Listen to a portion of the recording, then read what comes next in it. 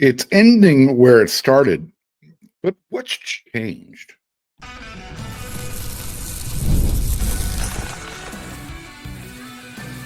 You are Locked On Trojans, your daily podcast on the USC Trojans, part of the Locked On Podcast Network, your team every day.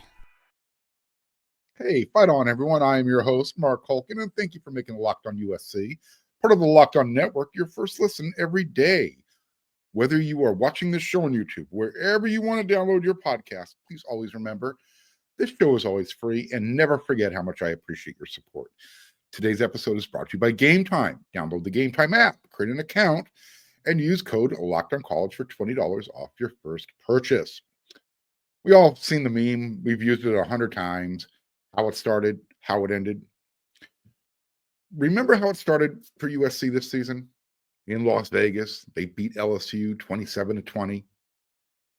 Miller Moss, Jonah Monheim, Achille Arnold, Easton Mascarenas Arnold, Kyron Hudson. Those are your team leaders. Those are your 5 team captains to open the season. Well, here we are. One more game to play. In Las Vegas, against an SEC team, Texas A&M. Miller Moss is now going to be leading the Louisville Cardinal. Kyron Hudson is now a Penn State Nittany Lion. The Arnold brothers have pretty much exhausted their college eligibility. And what do you have left? Who's your Jonah Monheim? He's still on the team, who also has exhausted his college eligibility. Those are your team captains. 2 of them are no longer on the team. Before the season started, Coach Riley, he had an idea. He wanted to carry all that momentum, what worked as in their preparation for the Holiday Bowl. He wanted to carry that momentum all the way in through fall camp as they prepared for the 2024 season. But that was, he did that before the Holiday Bowl because you had a bunch of players who were opting out. It's time to find your new leaders, right? So before the season started, Coach Riley said he was going to name his team captains on a weekly basis. So the week leading up to the LSU game, Coach Riley said, our captains are going to be earned each week. Not necessarily somebody not doing a good job. It's just going to be the 5 that we think are best, most deserving, and the ones we want leading us out. Kind of like college football. Every week, you got to earn it, close quote. This is one of those examples I was talking about on yesterday's episode where Coach Riley has he gets caught in a stream of thought, stream of consciousness, and he's not sure where to go with it. I don't think you can compare choosing your team captains every week to having to bring it every week as a team showing up on the field. Again, winning and earning it each week it's just different than when you're trying to name your team captains. And at first I thought, you know what? Naming your team captains every week, that was a good idea. The more people leading tends to be, a better product, right? However, I'm not sure that really works because, especially in today's college football world, guys just aren't hanging around very long. Everyone's got their own, I don't know, there's more I in team than there is an ME in today's game. And a lot of that has to do with NIL and the transfer portal. For me, being a team captain means you got to be completely bought in, dedicated to the cause. No matter what happens, you're going to die wearing the cardinal and gold. That's what we're talking about right now. And typically they are the older, more experienced players. And those guys tend to find ways to have influence with the team, with the way the game is played. But as I said, as I mentioned just a second ago, I think the transfer portal, name, image, and likeness, I think that's kind of neutered that whole value system that players were taught. So I started to look back. I thought about this. And it didn't really make a whole lot of sense.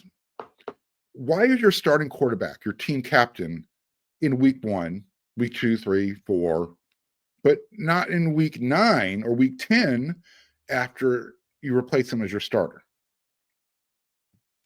And then how does that whole dynamic play out? How does that work when you're one of the permanent players on USC's team council. You know, the guys who have meetings and conversation with Coach Riley about who should be on the team, who fits in the locker room, that type of stuff.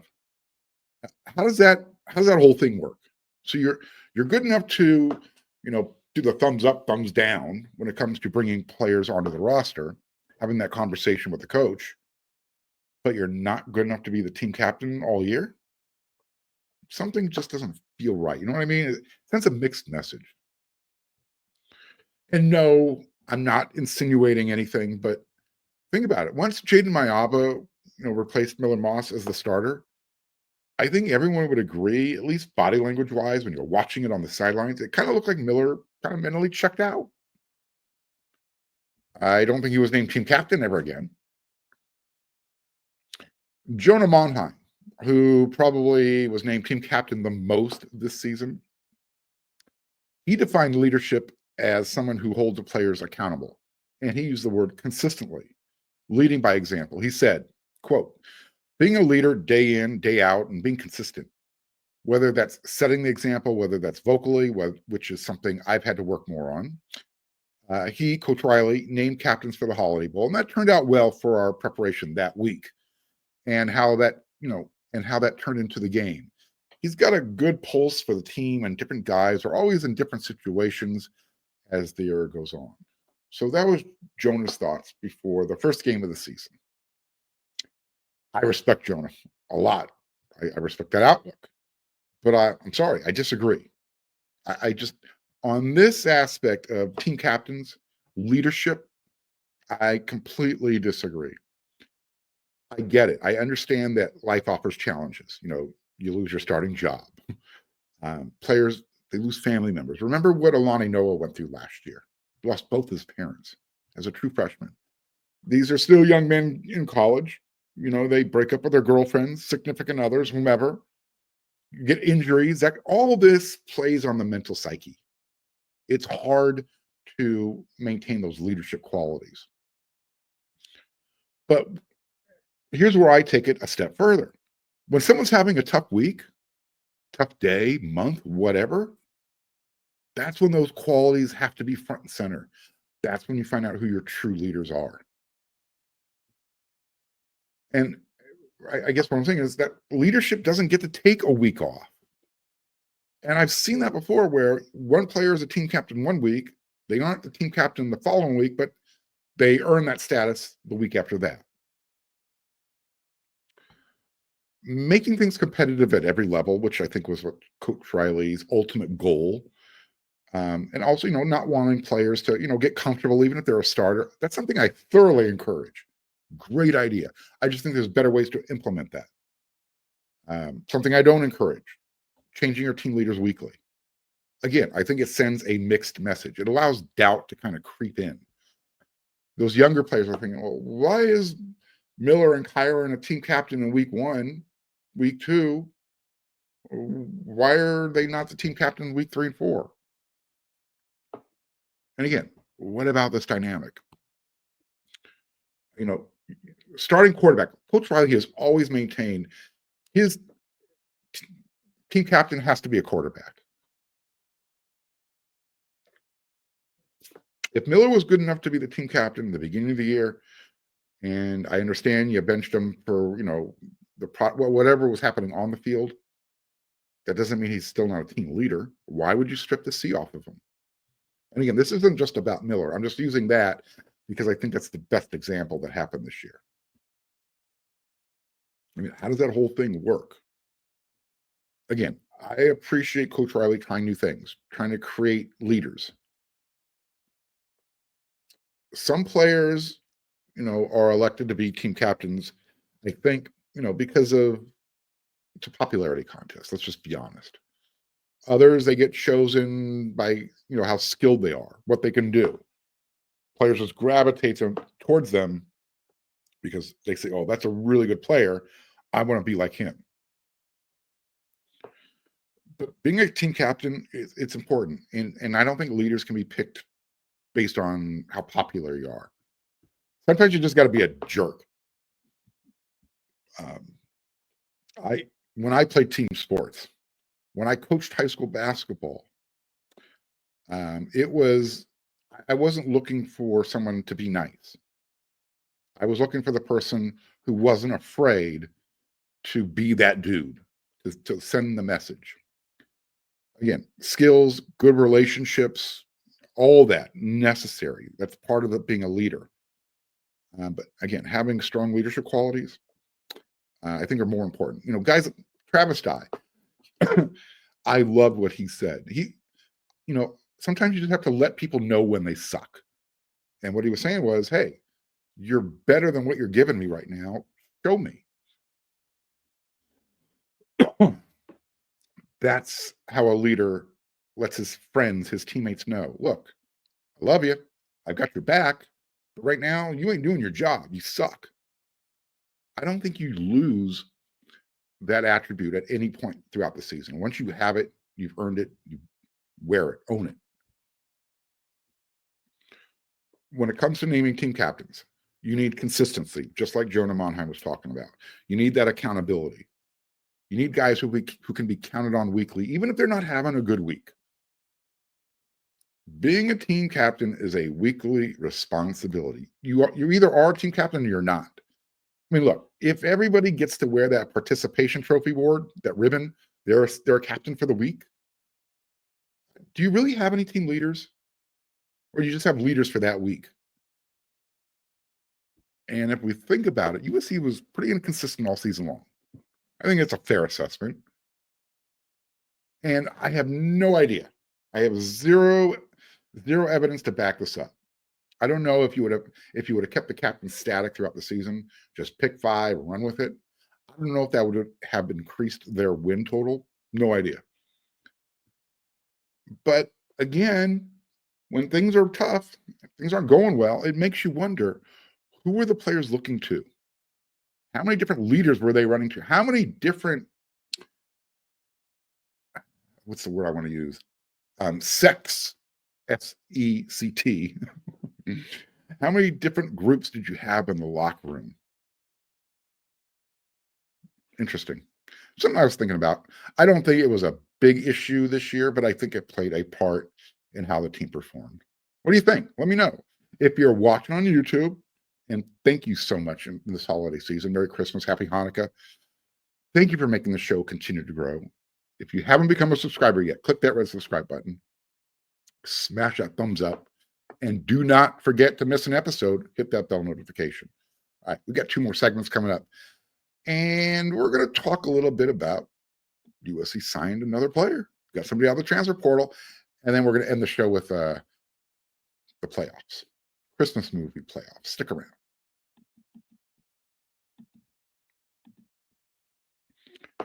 Look, I need you guys to get out, smell the grass, enjoy what's going on outside in the real world. When was the last time you went to any live event, saw a movie, go to a concert, USC football, basketball game? The NBA season's here. You know what else? You can get tickets. You get the best tickets at the best price. Go to Game Time. Game Time has this feature called Game Time Picks. It's really cool. It's only going to show you the best tickets at the best price. It's going to filter out all the fluff. And then if you say, you know what, that looks like a good ticket, a good price, but I wonder what the view looks like. Use their other feature, view from their seat. You click on it. It'll give you a bird's eye view. If you're sitting or standing here, this is what you're going to see. It's really cool. And Game Time, they are going to guarantee you the best price. If you find a ticket in the same section and row for less, Game Time will guarantee you 110% of the difference. I mean, what are you thinking about? What are you risking? Why aren't you doing it? Take the guesswork out of buying tickets with Game Time. Download the Game Time app, create an account, and use code LOCKEDON for $20 off your first purchase. Terms apply. Again, create an account, redeem the code LOCKEDON for $20 off. Download Game Time today. Last minute tickets, lowest price, guaranteed.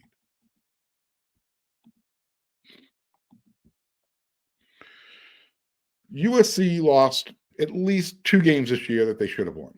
They lost quite a few games this year they should have won, but 2 that I will attribute to special teams play.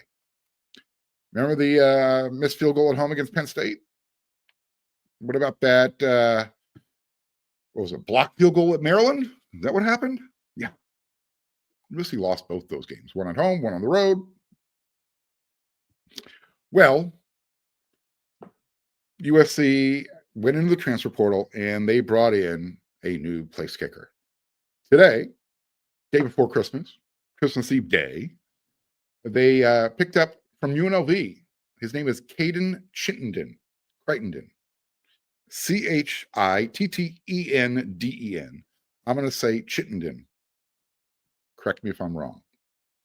Guy's a really good kicker. He was a true freshman. He just finished UNLV the season with UNLV. He was the Mountain West Freshman of the Year, and he also made the All Mountain West first team. He kicked 26 out of 33 field goal attempts. Not bad. He was 18 for 21 inside the 50. I like that percentage a lot. His long this year, 52 yards. And then in the bowl game against Cal, which, by the way, UNLV beat Cal, he hit a 48-yarder. That was in the LA Bowl at SoFi Stadium. Now, his 26 field goals, his 55 extra points, that was good enough to finish 14th in the country overall in scoring. And he was number 3 among kickers. So young man's got quite a future ahead of him. Excuse me. And he's supposed to step into the role and take over for Michael Lance. He also handled the kickoff duties. As a freshman, he had 66% touchback ratio.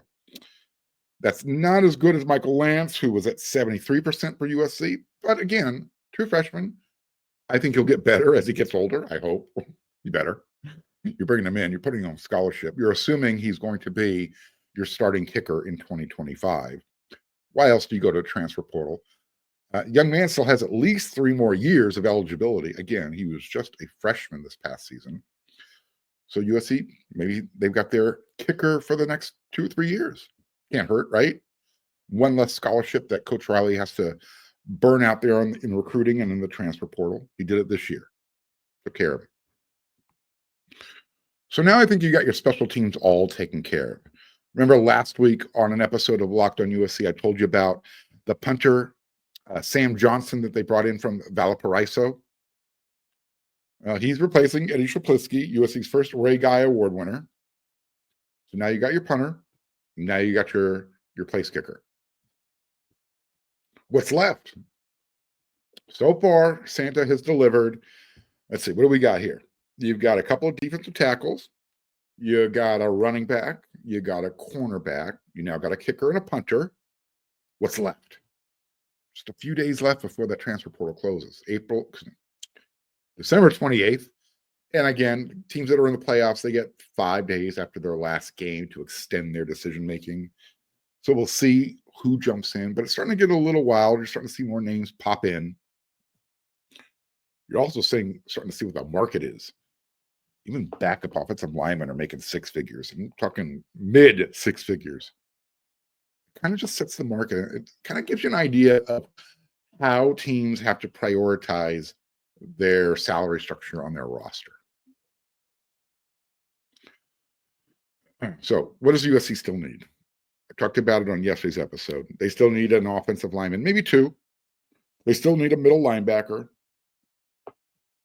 And now, we got a couple days before USC and Texas A&M kickoff, USC took care of their special team needs.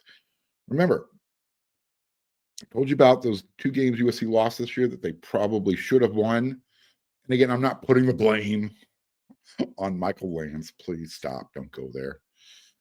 But it makes you say, hey, you know what? This game against A&M might come down to a field goal. I think the Aggies are a 3.5-point favorites right now, a couple days before kickoff.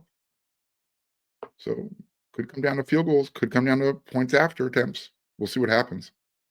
I think USC has the advantage with Eddie the kicker, Eddie the punter, the Ray Guy Award winner. I know Michael Lance will typically put the kickoff in the back of the end zone, so kickoff coverage won't be an issue. I think it comes down to who can be more consistent, extra points, kicking field goals during the game. I'm not sure what the score is. I will give you my prediction tomorrow's episode of Locked On USC. You're watching this episode on Christmas Day, hopefully. By the way, Merry Christmas. Happy Hanukkah, both falling on the same day. That doesn't happen very often. We got one more segment coming up. And I'm going to ask you, since, it's Christmas Day, you're watching your favorite Christmas movies. I got the all-time Christmas movie playoff field. Got 12 teams, 12 movies. Stick around. Tell me if these 12 movies would make your playoff field.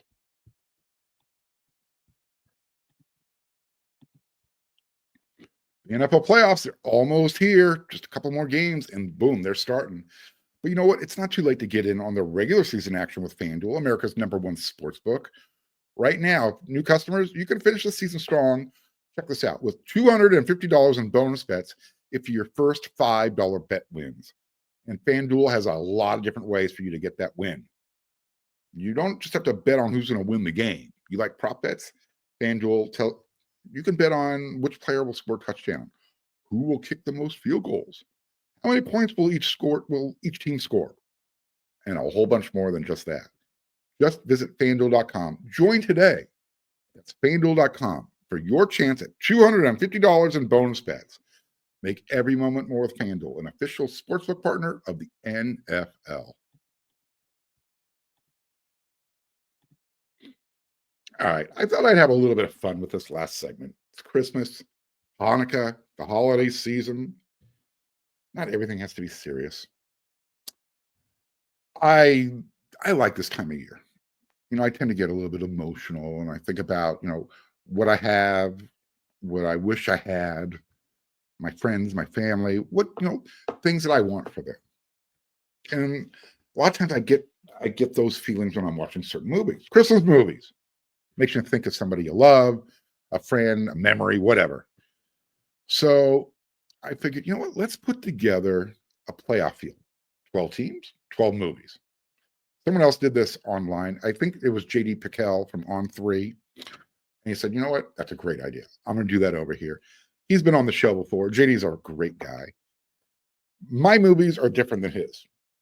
I'm a little bit older, so I think I got a nice mix here. Tell me what you think. These first 4 movies, top 4 seeds, get the first round bye. They are always going to be in my playoff field every single year. It's an annual event.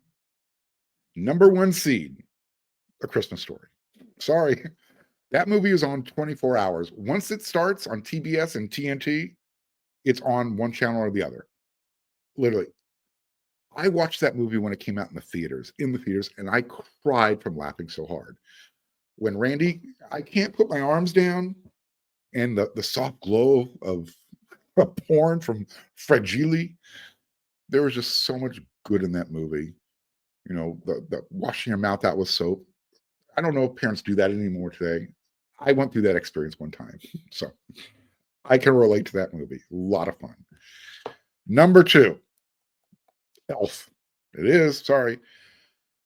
I think my favorite part of that movie, I loved it when Will Ferrell calls Peter Dinklage, "You're an angry little elf." I don't know. Look, I have a sick, twisted sense of humor, but watching a little dwarf run across the table and then tackle Will, I was rolling. I was laughing my butt off. #3, Die Hard. Coming. Where were you when you first heard the words "shots fired at Nakatomi Plaza"? And yes, it is a Christmas movie. I know this has been a debate, but it is. Hey, look, we're talking football. USC versus Notre Dame. It's playing in the background, remember? Of course you do. Everybody's seen Die Hard. It is a Christmas movie. And #4, this one's old school. I love old black and white movies. TCM, Turner Classic Movies. That's one of my favorite channels. I want you guys to check out this movie called It Happened on Fifth Avenue. Again, old black and white.